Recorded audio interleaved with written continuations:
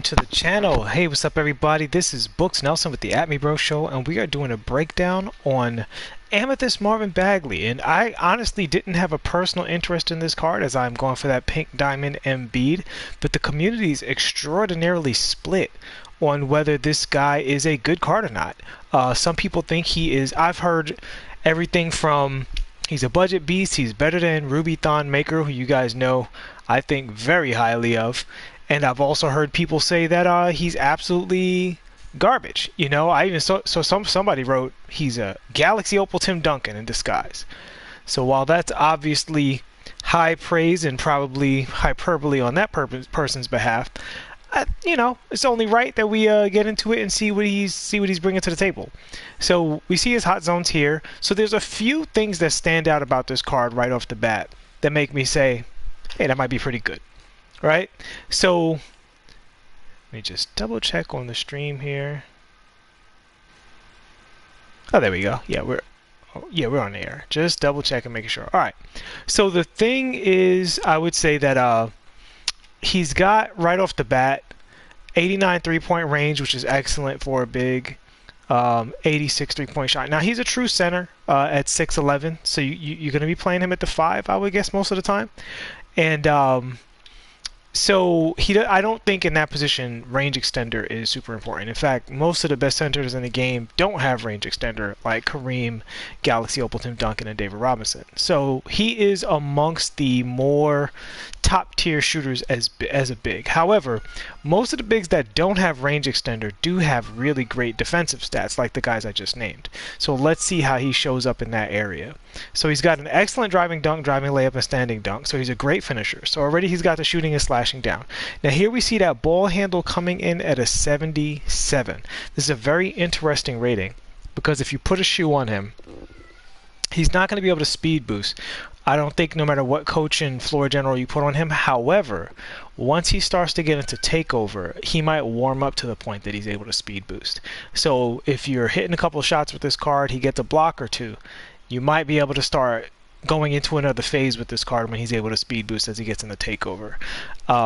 Unless maybe there's a coach out there that gives it to him. I don't know if you can get up there from a 77. All right, so let's see. Post moves, solid. Post hook, solid. Post fade, above average. Definitely in a mismatch, I would say you can use it. Although I would think with the centers you'll be going up against most of the time. Probably not a go-to game. Okay, rebounding. Definitely can hold his own. 88 offensive rebound, which is good. And a 94 defensive rebound, which is just shy of absolutely elite. So that's looking good. He's got the steal. The steal's not great. Block is solid. Definitely solid. So what's going to be important for this card is the metrics on the athletics. Let's see. He's got a 79 lateral quickness, which is solid. It's not bad. It's not in the level where you trust him in every situation, in every matchup, but he's not going to just be getting flat out burned like a Yao Ming or anything. We see here with the coaching boost, he goes up to a 90 speed, which is just outrageously good for a center. That's definitely top tier. So that is worth mentioning. That is pretty solid. And he also has an 86 acceleration and a 79 speed with the ball. That's really high for a center. And at his size, he probably moves kind of funny, to be frank with you guys. So he's got the, and there he goes. You have the vertical, right? So with the pretty high, not elite, but high block rating and the vertical, what we're going to be looking for is, does he have that pogo stick? Because if he has the pogo stick, he might be able to goon his way out of being a solid defender by basically just being a YOLO defender, which is pretty effective. So, and again, this is a personal philosophical thing. I think this game is at a point where it's much more important how cards defend the 3 than it is how cards defend the interior 2, right? Like, there's a lot of ways you can get killed on the inside. You know, Ben Simmons and Giannis driving to the rim, hop steps and all this other stuff. And yeah, you can defend that stuff, but the better you get as a player, the more you're generating threes. And defending the threes is important, and that's where the great lateral quickness and the intimidator and all that stuff come in, which he does have. He has chase down, he has intimidator, he has Hall of Fame pogo stick, Hall of Fame moving truck, Hall of Fame post lockdown. Now, I'm not going to pencil him in as a great defender. Don't get me wrong. He doesn't have the attributes for us to say that. However, he does have the size and the badges that makes me say I wouldn't write him off as a defender based on his stats and badges. And I think it may be one of those situations where it comes down to individual user skill, and how you play the card, whether or not he defends well for you. Because he's definitely not the worst defender at his position.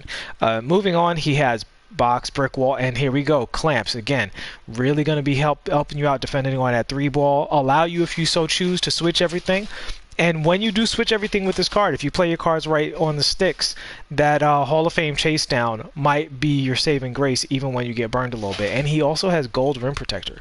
So this guy has some outstanding badges from that. Okay, so we see here he's got pick and popper and catch and shoot. So this is going to help him out on that 3-point line, where even though I don't believe he has range extender, yeah, even without range extender, he is going to be able to hit some of those longer range shots. And we recently had a little debate on 2K Gamer about Dimer. And people think just because the shooting ratings are high, that Dimer doesn't matter at all. It's true. Higher shooting ratings do make Dimer less essential, but it doesn't mean that Dimer is not a factor at all. That's ridiculous, right? Dimer is still a factor. It is still important. It does still help you, and this is the kind of card where it really does help you, because if you're running a pick and roll with a card that has Hall of Fame Dimer, this guy will hit those 3-pointers even in limitless range with almost a 93 ball with Hall of Fame Dimer and pick and popper and gold catch and shoot. He will be able to hit range extender shots. It's not going to be his go-to game, but if he pops out too high, if you have that Hall of Fame Dimer, you're not going to be as worried about it. You're going to say, I have a chance to make the shot. And if you guys want to check it, if you're running a card with floor general, look at his percentage when he catches that ball, and you're going to see his percentage is most likely going to be 50% or above, which at that point it's really on your release timing.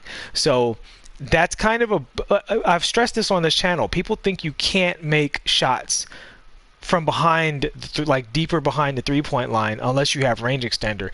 That's not true. Range extender just makes that your go-to game. You can hit those shots if you have the situation and circumstances making it happen. It's just about percentage and how often you go to that play.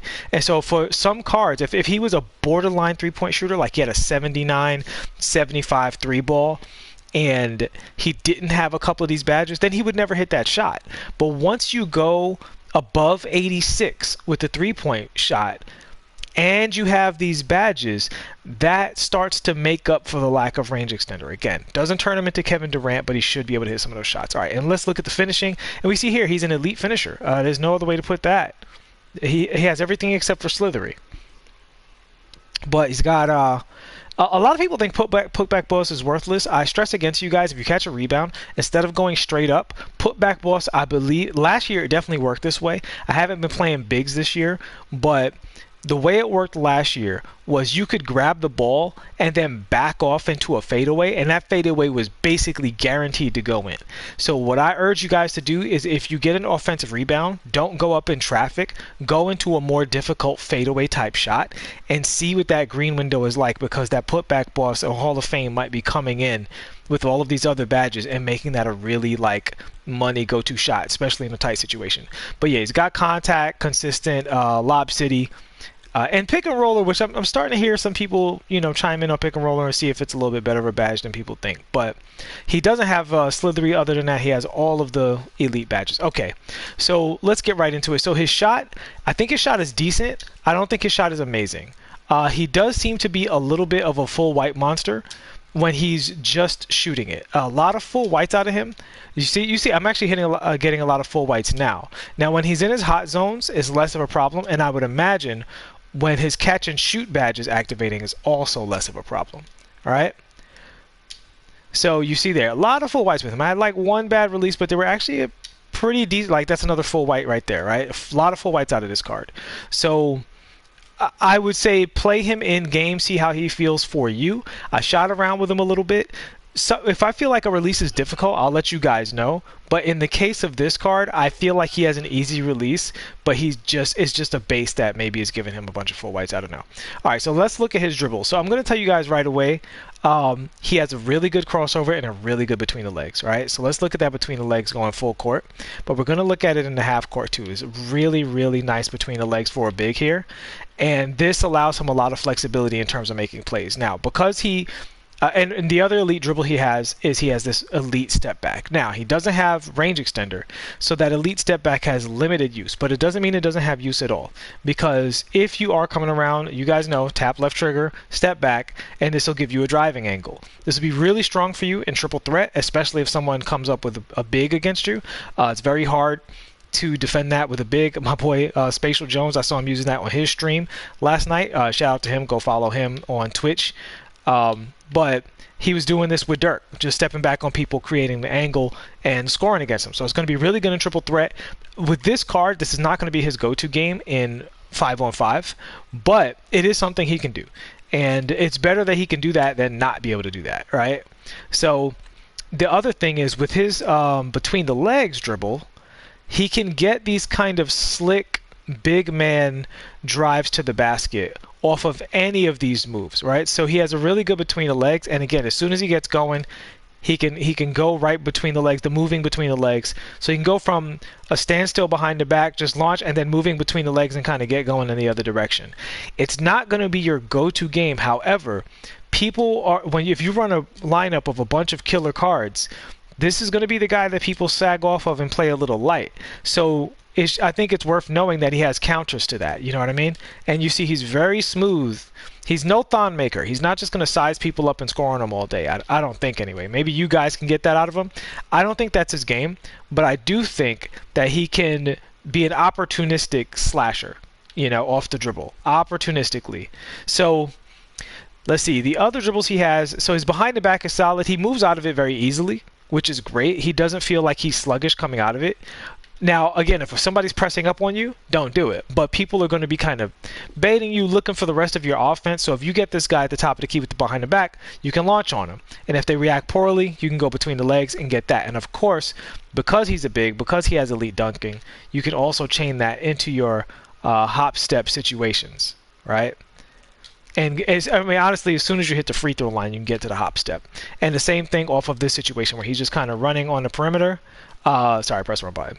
Where he's running on the perimeter, creating an angle, getting in between the legs, hop step, get in there. So again, he's not an ISO god, but he does have the ability to opportunistically score off the dribble in certain situations. And yeah.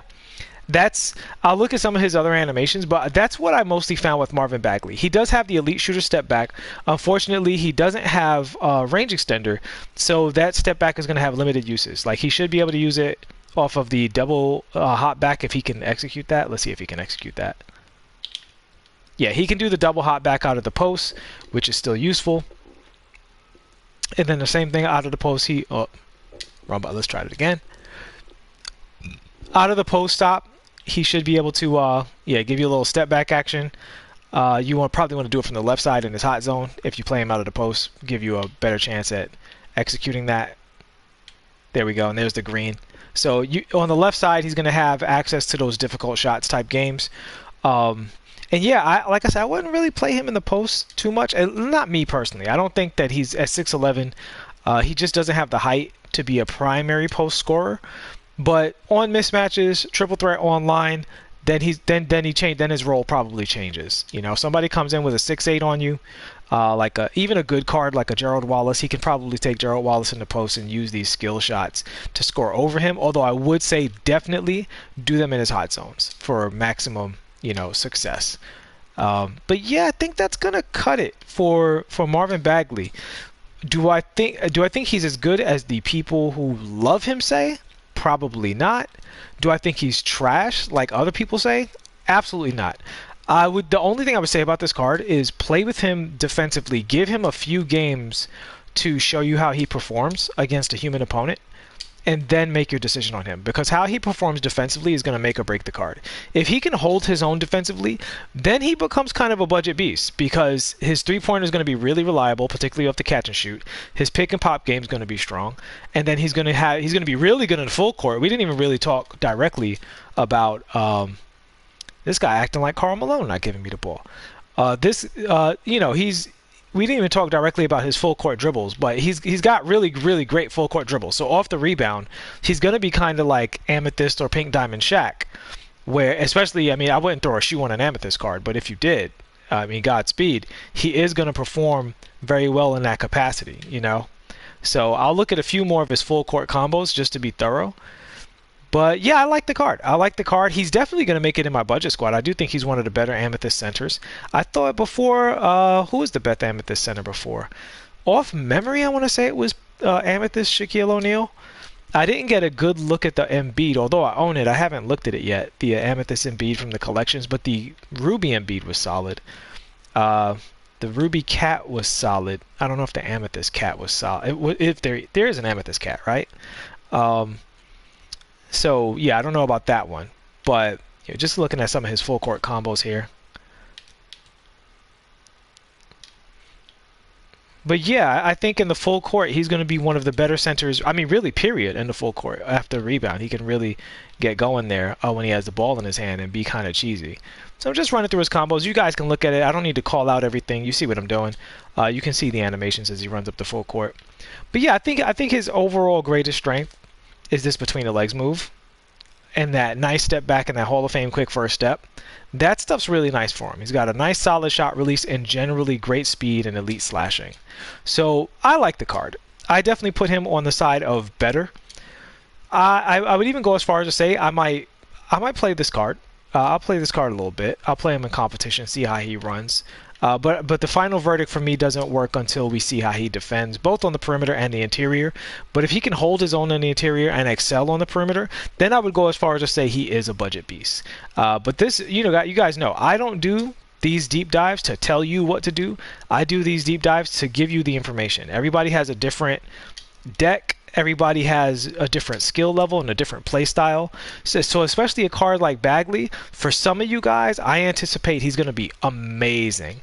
And for other people, you might want to go a different way. But I do think he's probably one of the better, I think he might be one of the better overall centers in the game, but he's definitely one of the better budget centers. If not, I'm trying to think of who's a better budget center. Thon is a bit better at the 4, although I do think he cooks at the 5 as well. Yeah, I don't know who I would put ahead of him at center. I'd have to look at it. Marc Gasol's price is coming down, so the Pink Diamond Marc Gasol, I mean, I picked up Bagley for 2,000 MT, so Marc Gasol is still going to be over 40K. So that's not even true budget center, like Shaq and everything. But yeah, he might be solo dolo on the budget centers in terms of being at that elite level. If you guys have another budget center, drop it in the chat or the comment section. Let me know if I'm forgetting somebody. But I think he's pretty solid. All right, I'm going to pop into the chat before I shut this down and wrap it up there.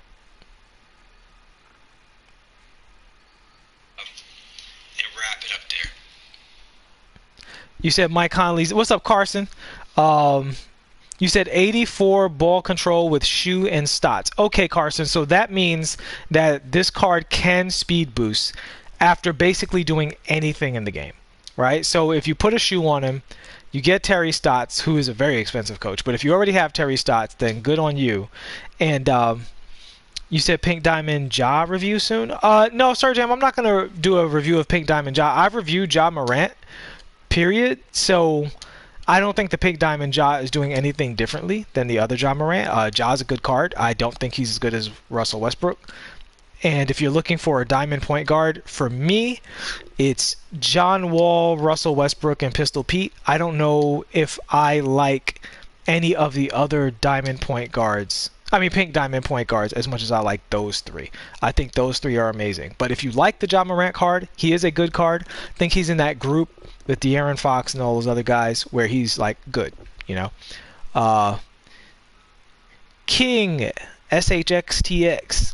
Do I plan on doing a Mike Conley? I've actually gotten several requests for the Mike Conley, so I am going to do a Mike Conley. And if you guys are watching this video, both in the chat and in the comment section, let me know what you think of this idea. What I was going to do, I was going to take Mike Conley, Jay Williams, and Eric Bledsoe in the same video and do a shootout and compare and contrast those cards directly, because they're all kind of the same exact role. They're all like two-way, you know, elite shooting point point guards that are undersized at about 6'1", 6'2". So I'm probably going to do all three of those cards when I grab the Mike Conley. I wasn't sure if I was going to open packs for this set because there's not really anything I want. I'm definitely not locking in for KG. I think that's a bait. And as you guys say, I would personally feel like I was in shambles the very moment somebody over 7 feet tall gets all the same abilities that KG gets. I would feel disgusted. And I also don't personally need my center to be able to speed boost and stuff like that. And if I need that, I already have Bam out of bio. I'm not saying KG's not better than Bam. I'm sure in some ways he's better than Bam. I just don't know what he really does that I'm not going to get out of Bam. And for the role that I play the center in, which is full court defense, catching and shooting, and pick and roll defense and finishing, I have Anthony Davis. So, Pink Diamond Anthony Davis, who I'm absolutely in love with that card. So I'm not locking in for KG, so I wasn't going to open packs for this set. So I might have to buy that Mike Conley, which is what I'm saying. And I didn't want to do that, but I'll do it for you guys as usual. Because there's no guaranteeing if I pull packs, I pull them anyway. But I might pull packs. If I do that, maybe I'll stream that. I just wanted to do a quick 10 box. I didn't want to go crazy with it. Really just to get some more MTN cards in my inventory, because I am looking to get these next 2 collector levels done, because I think after I reach the collector level where I get, his release is feeling really good now. Really gotten used to it. You guys can see the greens. And I wonder if the catch and shoot is working off of these guys. I don't know if that works in the practice. But once I get those 200 tokens, I might sell everything off that I'm not using. I'm still going to keep a lot of cards because I like having a lot of cards to play with.